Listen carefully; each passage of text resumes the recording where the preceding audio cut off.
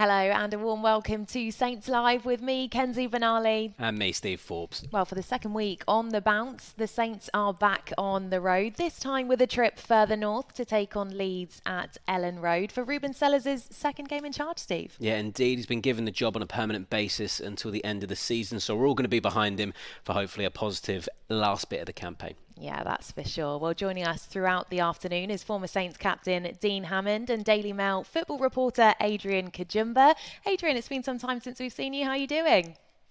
Very good, thank you. So pleasure to be back. So thanks for having me. Oh, it's always good to have you with us on the show. And Dean, great to see you as always. Are you looking forward to the game ahead after such a great weekend last week?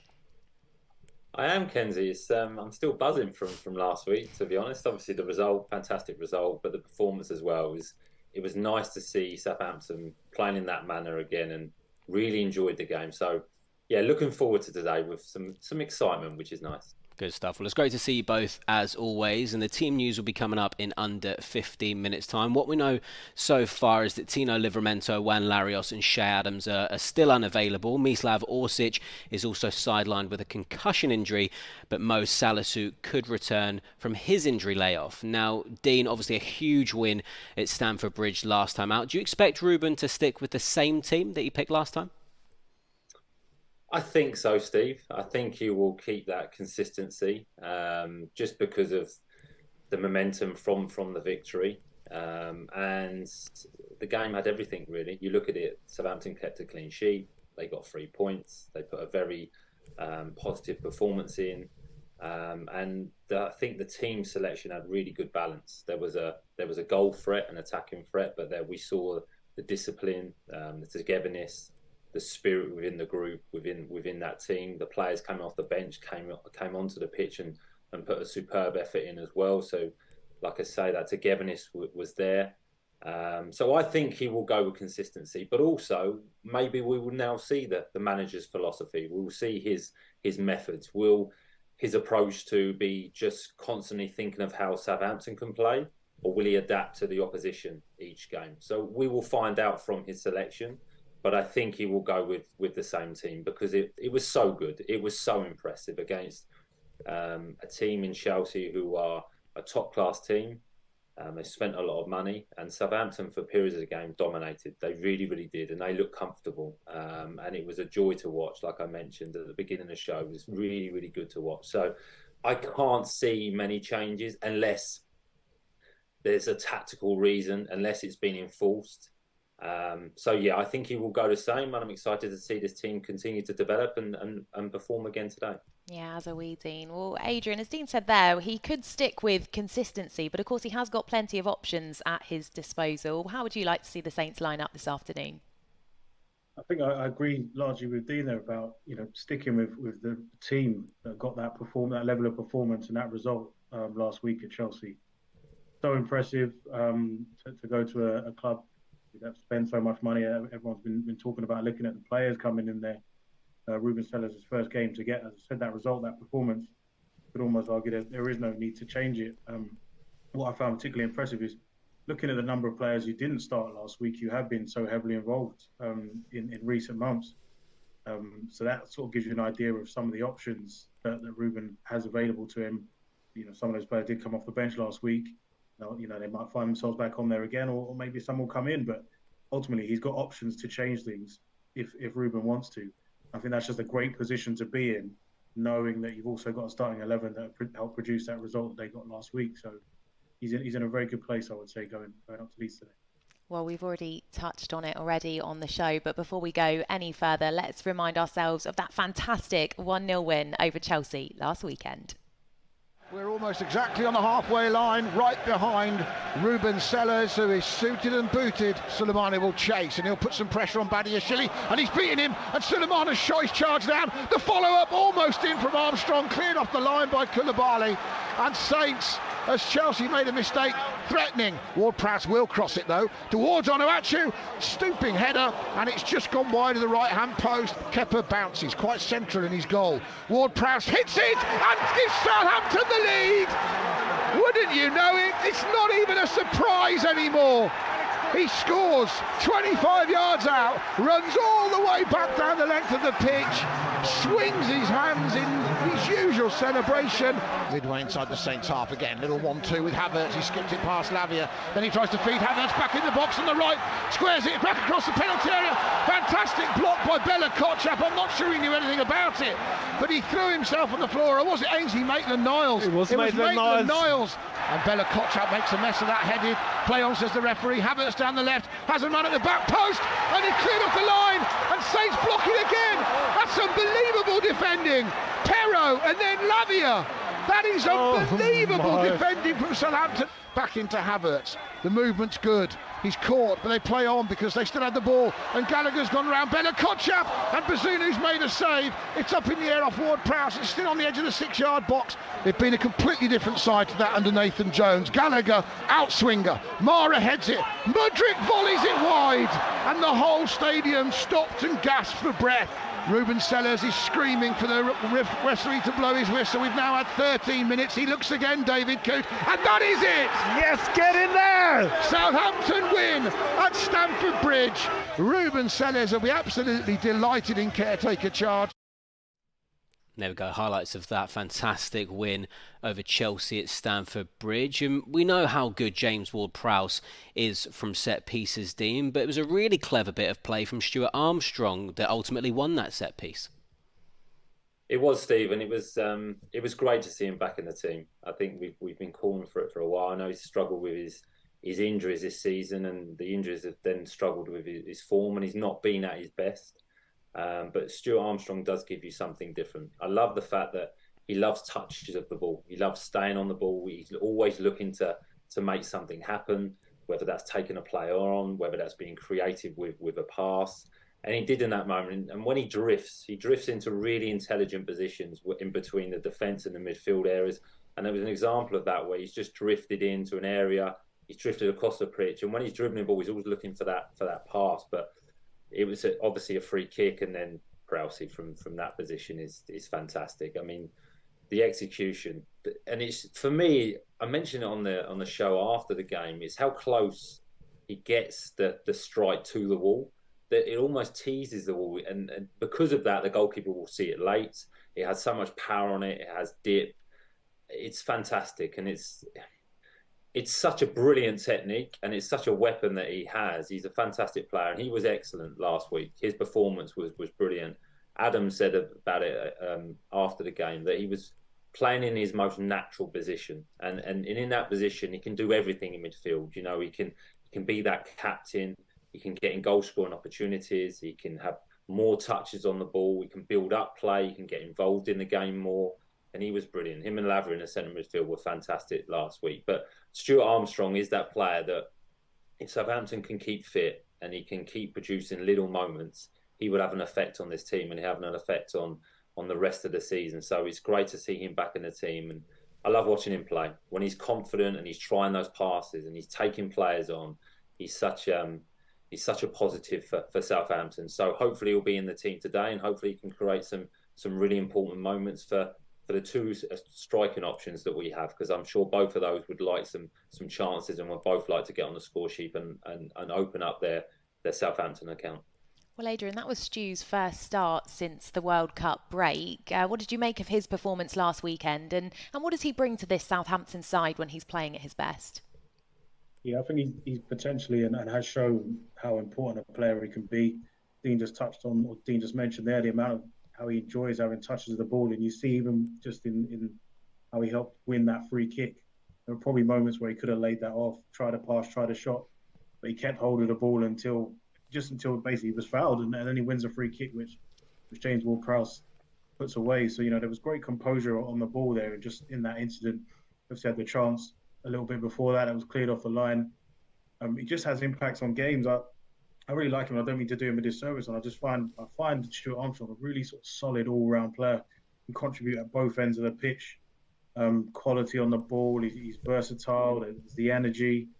I just feel he's a really vital sort of player when he's fit and when he's available to a Southampton manager. And obviously, again, as Dean mentioned, that's been a slight issue in the last couple of seasons, in particular, being able to get that consistency of fitness and performance. But you can see when he does play why he's always going to be in the team, and why he's so vital, such an important player to Southampton. Yeah, very much so. Before we move on any further, let's get a word from the Saints fans watching from around the globe. They've been letting us know how they're feeling about today across our social media channels. Emma Old on Facebook has said, "Good luck today, Saints." Nick Dollin, "Let's turn them over in their own backyard today." Also, Frederick Arthur has said, "Kamaldeen Sulemana will score today." A lot of love for Sulemana, actually. Gavin Chase saying that Sulemana will wreak havoc with Big Paul up front. Need them both to be unplayable. Also, Chris on Twitter said, "Come on, lads, he's buzzing for this game." Dan Jarvis, "A monumental game in our season. Ruben's first as permanent manager too. Come on, you Reds." And then Bradley Wright on Twitter has said, "Up the Saints." He thinks it's going to be a 2-0 win with another Prowsey free kick and a Kamaldeen Sulemana goal. So, Dean, a lot of love for Sulemana on our comments, but Romeo Lavia is a player who usually gets a lot of plaudits as well. Just how impressive was he in that match at Stamford Bridge? On reflection, Steve, he was sensational, really. For a player that's 19, I think he's 19, his age is, and Southampton paid £12 million for him. He dominated the game. He was absolutely brilliant. You can see from the clips we're seeing, so comfortable in possession. He makes Southampton tick. The bit there where he rolls his body out and he loses the Chelsea player and he starts an attack for Southampton is brilliant, because he has such awareness in that position. He knows exactly where he is. He knows exactly where his opposition is. And he's just a brilliant player. He has everything you want a midfield player to have. He's fit, he's strong, he's comfortable in possession. He likes to play forward, so he's always got that attacking fault. He's very, very reliable, which is important for a midfield player. And I think he just had an exceptional performance. Him and Prowsey in the middle of the field were a major reason why Southampton won this game. This pass where he's under pressure, he gets the ball out of his feet, really quick feet, and then plays that forward passing is brilliant. Driving through midfield, he has that turn of pace as well. So I can't speak highly enough of him. Again, you just want to keep him fit. You want to keep him consistently playing.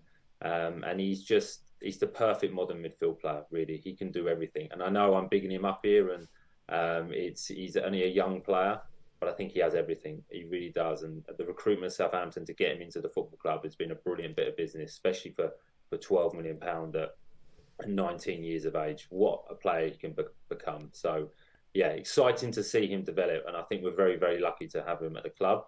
There will obviously be ups and downs that you do have with younger players. But he has everything, and I like the bit of arrogance he's got as well, which is what you need in the top level of football. So brilliant performance, and he'll need to play at his best today as well, and for the rest of the season. Yeah, he's a wonderful young player for sure. Now, Adrian, we of course all saw those wonderful scenes after the game and in the tunnel. The players genuinely seemed so pleased for Ruben, and of course, consequently, he's been given the job until the end of the season. What did you make of that? I think with Ruben's appointment till the end of the season, one of the things that I like the most about that is it's not a knee-jerk sort of appointment. Some people might think it's just come just off the back of the result at Chelsea, but I was sort of covering the club in the week after Nathan Jones went, and even at the beginning of that week when Ruben was kind of put in caretaker charge, there was talk that, don't rule out Ruben getting this job for, longer than just doing the Chelsea game. And by all accounts, he managed the team in that first week in that way, as if he was going to be taking charge of the Chelsea game, even though it wasn't certain at that stage what was going to happen. So him being in charge for an extended period of time was in the thoughts. It wasn't just, he's gone and won at Chelsea, so let's give him the job for a longer period off the back of that. So I do like that. That's obviously a reflection of the impression that he made since coming to the club last summer as an assistant to Ralph Hasenhüttl. By all accounts, he did very well, sort of how he blended into the group, acting sort of as a bridge between the players and Ralph, and the players sort of took to him and his coaching. He's very popular with the players as we've seen, and he's sort of well liked, both sort of what he's doing as a coach and also as a person as well.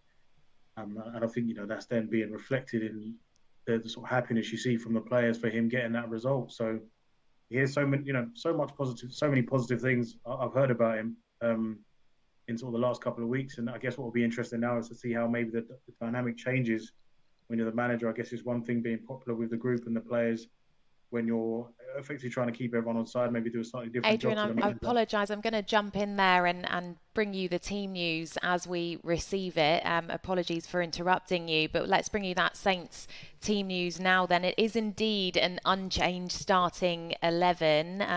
Quite a few things to talk about here though. James Ward-Prowse to equal Jason Dodd's all-time record for Southampton appearances in the Premier League. That's 329 appearances. Ainsley Maitland-Niles also making his 100th Premier League appearance today. So let's take you through that Southampton starting 11 in full then. In goal it's Gavin Bazunu, the back four, Roman Perraud, Armel Bella-Kotchap, Jan Bednarek and Ainsley Maitland-Niles. Looking to the midfield then it's Moy Elyounoussi, Romeo Lavia, our captain James Ward-Prowse and Stuart Armstrong. And up top it's Paul Onuachu, who is partnered by Kamaldeen Sulemana. The Saints subs are as follows. It's Willie Caballero, Carl Walker-Peters, Dujay Shaleta-Carr, Ibrahima Diallo, Charlie Alcaraz, Musa Gineppo, Theo Walcott, Sekou Mara and Adam Armstrong. Adrian, given I rudely interrupted there, let's come to you first to get your thoughts on that starting 11. No problem. That makes total sense. As we were saying at the top of the show, after the result last week, give that same team, that same group of players a chance to build on what they did at Stamford Bridge, take the confidence from that. There's obviously going to be elements of chemistry that played a part in how they performed last week at Chelsea. So, yeah, why not? Yeah, absolutely, Dean. No surprises there, an unchanged side, and they'll be feeling confident after such a great performance last week. You'd hope so, Kenzie. I'm sure the training ground was very, very different this week. I'm sure the environment was really, really good. The players will be looking forward to this game. So I think a sensible decision from the manager to go with the same team. We touched on the momentum they will have from that performance and victory against Chelsea. It's that consistency in selection as well, which gives players a chance to get familiar with their partners. You know, I thought the two centre-halves last week were very, very good. It'll be interesting, and I'm intrigued to see if Maitland-Niles can repeat his performance, because I thought he was excellent as well. And like I say, I think there's a good balance to this team. You know, it's a team that if they need to sit in and soak up pressure and stay disciplined, they can, but also carrying out an attacking threat with the players on the pitch. So it looks a good team and it looks a good squad as well. You know, there's players on the bench that can really come on and have an impact on the game. I think that will be important today. So yeah, good selection for the manager. And like Adrian said, the manager, it looks like he's got the respect of the players, and the players that performed against Chelsea will want to continue that and want to keep the shirt. So yeah, it's a positive. I'm looking forward to seeing this team play again this week, especially if they can repeat the performance they put in last week. Yeah, very much so. But we'll get on to the game in hand and also today's opponents in just a moment. Dean, I wanted to just continue with Ruben Selles. What did you make of his first game in charge in general, and also the decision by the club to give him the manager's role until the end of the season? Well, again, without repeating myself, I thought the performance was really, really good. And I think it's a sensible decision from the football club to put him in charge till the end of the season. I think it's really, really healthy and refreshing that Ruben has come out and stated that he wants the job and he sees himself as a manager. I like the fact that he showed that by wearing a suit for the game and showed the fact that, you know, I'm the manager here and I want to take this opportunity. He looks well respected by the players. We saw in the celebrations, he's well liked. Lots and lots of players came up to him and wanted to congratulate him. It wasn't necessarily the other way around, where he was giving love to the players. It looked like the players were giving love to him as well. I like the fact that he went back to a lot of what Ralph was trying to do in terms of keeping possession, being forward thinking, trying to attack teams and outplay teams and have belief in themselves to be able to win games. So I think it's a really, really good decision. And what you've got is a manager that looks like he's really enthusiastic for the job, really believes he can do it. He doesn't come across as arrogant, but he comes across as self-assured and that he's prepared for this and he's been building for this in his career in terms of all the roles and the jobs he's had in football previously. So it feels as though he's ready. So it could be, football is a lot about timing, and this just could be the perfect timing for the Southampton and the perfect timing for him to come in. And he showed that against Chelsea. It was It wasn't a lucky win. It was a really, really good win and a deserved win. And I just love seeing the celebrations afterwards, out on the pitch with the fans. He looks like he's united the fans as well. And there's a togetherness on and off the pitch, which will be really, really important for the end of the season. So I think it's an intelligent decision by the football club. And I think you've got a manager that's really keen to do well. Yeah, well, I'm sure Ruben will be going into this game with a lot of confidence, given that result over Chelsea. But Adrian, Leeds are a team who've also got a new manager in their dugout. What do you make of the appointment of Javi Gracia? It feels like Leeds have felt they needed to act and get a sort of more permanent manager in for the end of the season, because they were maybe in danger of drifting after sacking Jesse Marsh and even Michael Skubala in control of the last few games. They obviously got an uplift at the start at Manchester United with the 2-2 draw, but then next two games didn't score, lost both. So it feels like they just needed to make a bit of a point that, this is the guy we want, this is the guy we think can help keep us up, and maybe just bring a bit more stability and get rid of maybe any uncertainty there may have been within their group. I was reading a piece of Troy Deeney this morning, actually, which was quite interesting. Obviously, he played under Javi Gracia at Watford, and he was talking about the sort of impact he was able to have really quickly, and how one of his qualities was his ability to work out very quickly, the qualities of the players he's got in his squad and how best to use them. So obviously that's something that Southampton will have to be wary of today. Obviously, we hope he hasn't quite worked out everything, quite so quickly. But he did well at Watford. He obviously got chewed up and spat out like a lot of Watford managers do, but he got, he led them to two really respectable finishes in the Premier League in his two full seasons, FA Cup final as well. So he's obviously a good manager. Yeah, for sure. I feel like I need to applaud your accent there as well. I was really impressed by gracia. That. Yeah, wonderful. Loved it. Roll the R. Dean, let's cast our minds back to the last time Saints took on Leeds here at St Mary's. It was a 2-2 draw. What did you remember of that match? Well, it was the first home game of the season, and a game of two halves, really. Not a lot happened in the first half. Was this a sending off? Was it not a sending off on the tackle on Stuart Armstrong? I'm still undecided on it. I'm still 50-50. I think the player makes contact with the ball, but is it on the follow through and not the initial challenge? So is that a foul? The debut of Bella Kotchap, excellent. And we've seen what a player he is and what a player he will become.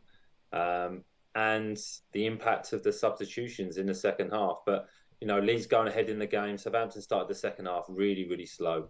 Leeds were on the front foot, and we conceded very, very early, which always makes it difficult. Then conceding from a set piece, which has been one of the disappointments of the season, really. And this was the first signs of that. But to go 2-0 down and then to come back to get 2-2 and get a point out of the game was really, really positive and showed the mentality of the group. But the impact of Adam Armstrong playing on the left-hand side, Aribo coming on and making his home debut and scoring, and then the introduction of Mara as well, who had that brilliant assist for the goal for Kyle Walker-Peters. It's a fantastic pass. We're going to see it in a minute. So, the credit has to go to the manager to change the shape, to bring the players on and go after the game. And Southampton could have gone on to win it late. So it was a game where you're delighted you get a point out of, but the disappointment of starting the second half so slow and finish the game so strongly, I think it was an opportunity there to beat Leeds. But the players showed really good mentality to come back into that game, and Leeds in moments showed real quality. They did, and this Leeds team does have quality. They've not won many games this season, but they've put in some really, really good performances, and they showed that at St Mary's earlier in the season. So, yeah, hopefully a win for Southampton today. But if we got a 2-2 again, I don't think that would be too disappointing. Yeah, it wouldn't be that bad, would it? Well, let's see what the fans are saying since that team news has just come out. Let's get their reaction. They've been getting in touch across our social media channels. Dan Ireland has said, unchanged, don't mind it. Josh also on Twitter says, come on the Saints. Just Saints on Twitter says, can't change a winning team. Senkid Tully has said, if we stick to 4-4-2, we'll be able to stay up. Ade the Saint has said, if it ain't broke, team selection makes perfect sense. Stephen Townsend has said it's great to see the lads respond to the change in staff. The Isle of Wight Angling on YouTube says the biggest game of our season today. We have to win it. And also Andrew Hayter says this is a game that could give the club a massive lift as well. Prowsey's been on fire of late, hasn't he, Adrian? If you couldn't tell. He also scored a free kick in our game with Leeds earlier. And is it a bit concerning just how much we rely on Prowsey? Because since the World Cup break, only Charlie Alcaraz has scored from open play for us.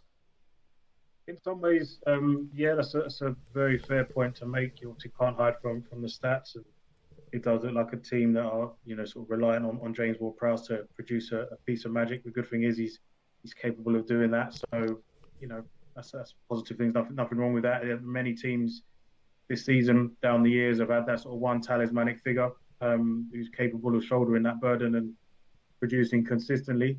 If I was trying to be positive about it, I'd maybe say since the World Cup break, it's obviously been a difficult time for the club and the team. Confidence, I imagine, would not have been highest. Maybe an understanding of what the previous manager wanted to do maybe wasn't there, and that would have impacted things. So obviously now there's been a change. Clearly been an uplift in mood, and there will be confidence as well under Ruben after last week.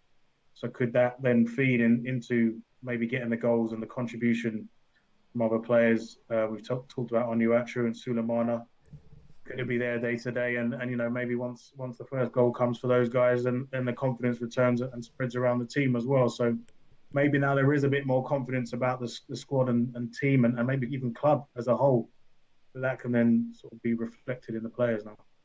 Dean, we were all clearly absolutely delighted after last week's win, but does that count for nothing today if we lose?